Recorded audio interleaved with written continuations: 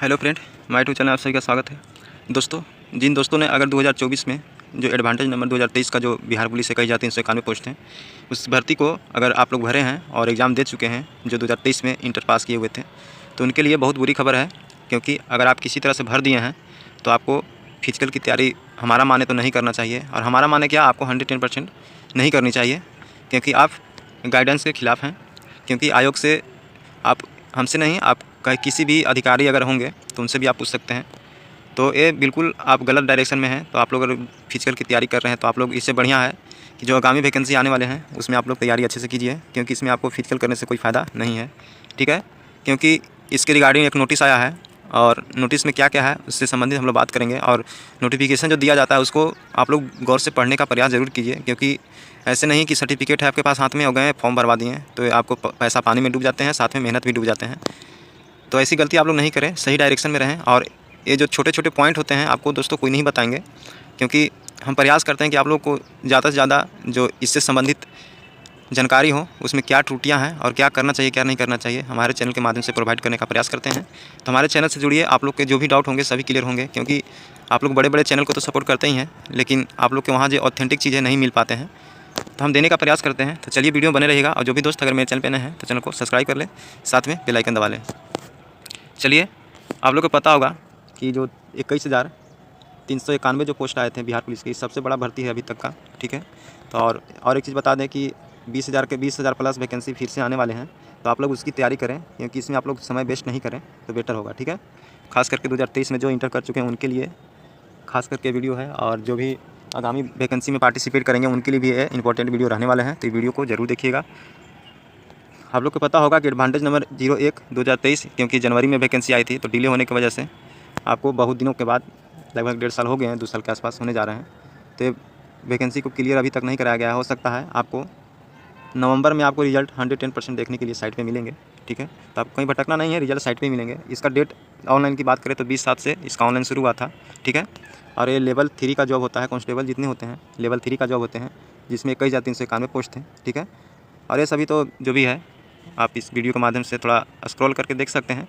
ठीक है, इस अधिनियम क्या कहता है और इसके खिलाफ़ आप लोग काहे चले गए, किस आधार पर चले गए, किसके बहकावे में चले गए, तो हमको तो भी पता नहीं है। लेकिन आप लोग से रिक्वेस्ट है कि जब भी आप फॉर्म भरें तो जो उसमें क्वालिफ़िकेशन जो दिए गए हैं, एज रिलेशन दिए गए हैं, तो उस सबसे एज से रिलेटेड जितने भी नोटिफिकेशन में रहते हैं उनको आप इग्नोर नहीं कर सकते हैं, क्योंकि अगर इग्नोर करते हैं तो आप समझिए कि गलत हैं। ठीक है, चलिए क्या कहता है, इस फॉर्म को भरने के लिए आपके पास क्या क्या पात्रता होना चाहिए, एलिजिबिलिटी होना चाहिए। तो आप एक भारत के नागरिक हैं तो यह आप फॉर्म को भर सकते हैं। भूटान, नेपाल ये सब नहीं भर सकते हैं। अभ्यर्थी की योग्यता यानी एलिजिबल क्राइटेरिया, जो शैक्षणिक योग्यता होते हैं, इसके बारे में हम जिक्र करेंगे।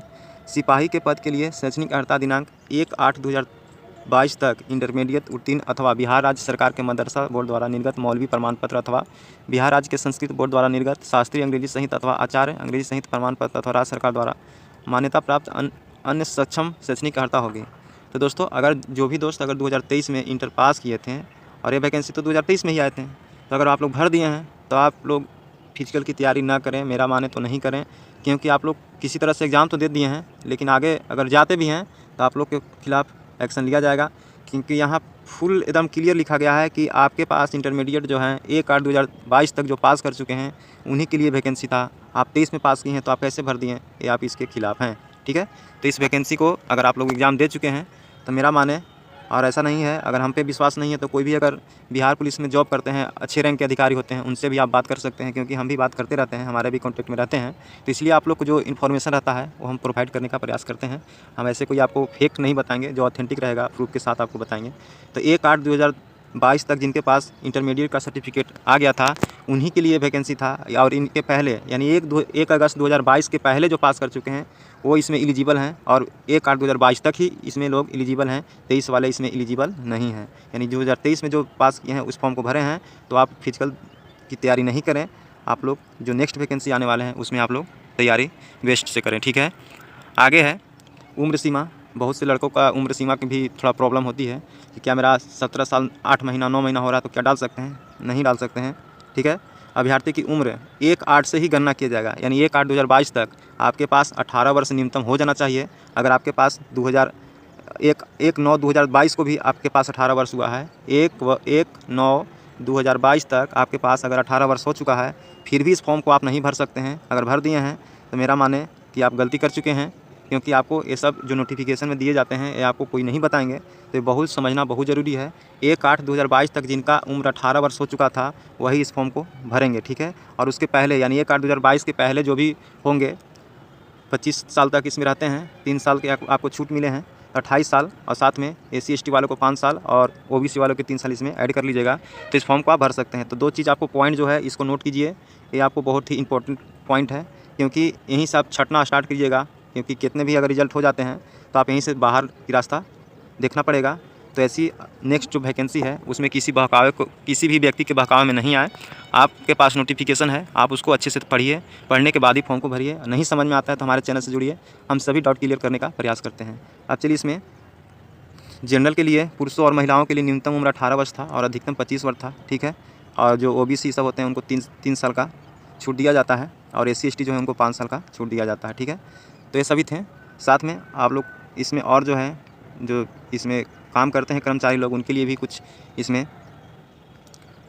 कैटेगरी रखे गए हैं कि उनको भी 5 साल के छूट दिए जाएंगे। अभ्यर्थी की उम्र की गणना मैट्रिक अथवा समकक्ष परीक्षा के प्रमाण पत्र में अंकित जन्म तिथि के आधार पर किए जाएंगे। जब भी आपको डेट ऑफ बर्थ मिला जाएंगे तो मैट्रिक में जो मूल प्रमाण पत्र होते हैं, जैसे आपको सर्टिफिकेट होंगे मैट्रिक के, उसमें आपको लिखा होगा, मेंशन किया होगा, तो उसी के अकॉर्डिंग इसमें आपको दिए जाएंगे, मिलाए जाएंगे, ठीक है। और शारीरिक दक्षता की इसमें बात करें तो पहला नंबर तो आपको सबसे पहले जनरल OBC के जो भी पुरुष हैं उनको 1.65 हाइट होनी चाहिए, ठीक है। और अत्यंत पिछड़ा वर्ग के पुरुषों के लिए 160 होनी चाहिए। साथ में अनुसूचित जाति और अनुसूचित जनजाति जिसको SC और ST बोलते हैं, उनको 160 पुरुष के लिए हाइट होने चाहिए। साथ में है सभी महिलाओं के वर्ग, यानी कोई भी कैटेगरी के OBC, जनरल, EWS, किसी भी महिला की कैटेगरी, उनको 1.55 हाइट होने चाहिए, तभी इस फॉर्म को आप भर सकते थे। आगे है इसमें चेस्ट की प्रॉब्लम बहुत से आते हैं, तो जनरल OBC के अंतर्गत आते हैं, तो 81 सेंटीमीटर आपके न्यूनतम चेस्ट होने चाहिए, और फुला के 5 सेंटीमीटर एक्सपेंड किया यानी 86 सेंटीमीटर होने चाहिए, ठीक है, क्योंकि 5 सेंटीमीटर एक्सपेंड जरूरी है, अगर नहीं फुलाते हैं तो आप बाहर हैं। अत्यंत पिछड़ा वर्ग के लिए इसमें भी 81 है और 86, ठीक है। अब आइए अनुसूचित जनजाति और अनुसूचित जाति के लिए, तो आपको 79 सेंटीमीटर न्यूनतम छाती चाहिए और 84 सेंटीमीटर अधिकतम चेस्ट चाहिए। और महिलाओं के लिए कोई सीना की आवश्यकता नहीं है, क्योंकि इन लोग की सीना नहीं मापी जाती है, ठीक है। वजन की बात करें तो लड़कों के लिए कोई इसमें रिडक्शन नहीं लगा है। लड़कों के लिए अगर 35 kg के भी हैं फिर भी चलेगा, कोई दिक्कत नहीं है। लेकिन लड़कियों के लिए इसमें बुरी खबर है कि उनको 48 kg मिनिमम होना चाहिए। अगर 48 kg के आप नहीं हैं तो आज से ही वेट बढ़ाना जारी कर दीजिए, क्योंकि आप वेट में बाहर हो जाइएगा, क्योंकि वेट बहुत ज़रूरी है। क्योंकि पिछले बार जो ट्रेनिंग हो रहे थे तो कुछ महिलाओं का ऐसा कंप्लेन आया था कि हाथ में जब राइफ़ल धरा दिया गया था तो उसके जो गट्टे होते हैं थरथराने लगी थी, तो इसीलिए वेट लगाया गया, क्योंकि आपके पास 7 kg संभालने का हाथ में ताकत नहीं है तो आप कैसे बंदूक को चला सकते हैं, ठीक है। तो इसीलिए ट्रेनिंग को देखते हुए इसमें रिस्ट्रिक्शन लगाया गया है, क्योंकि बहुत से इसमें हैं महिला लोग जिनके पास बंदूक भी संभालने की कैपेसिटी नहीं होती है, फिर भी बिहार पुलिस की जॉब करते हैं, तो ऐसा बदनामी होता है। इसलिए आयोग फैसला लिया है, बहुत अच्छी किया है, क्योंकि बदनामी कोई भी नहीं चाहता है। तो इसमें 48 kg न्यूनतम आपके वेट होने चाहिए। अगर जिन लड़कियों का 48 kg का वेट नहीं है तो वेट को बढ़ाएं, और नहीं बढ़ा पाते हैं तो आप बाहर हैं, ठीक है। और बाकी जो किन्नर उनके लिए उस सब का अलग चीज़ है, ठीक है। अब चलिए इसमें आपको जो इसमें मेन मुद्दा था,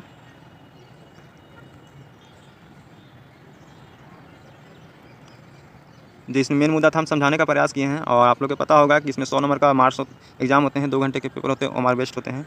इसमें कोई निगेटिव मार्किंग नहीं होते हैं। साथ में लिखित परीक्षा में 30% अभ्यर्थी को लाना अनिवार्य है। चलिए इसमें शारीरिक दक्षता के बारे में कुछ देख लेते हैं कि आपके पास क्या क्या मिलने वाले हैं।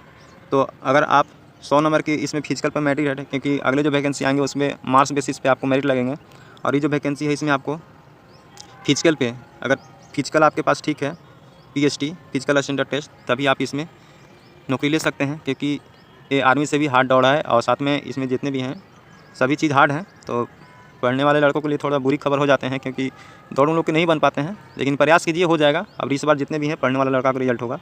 बाकी छोटा उटा जो पैरवी भी रहता था वो सब अभी चला गया है तिल लेने, तो सबसे हड़बड़ाइए नहीं, जो भी पढ़ने वाले हैं, मेहनती हैं, उनको ही रिजल्ट बनेंगे। सबसे पहले देखते हैं कि दौड़ में आपको 50 नंबर के होंगे, ठीक है।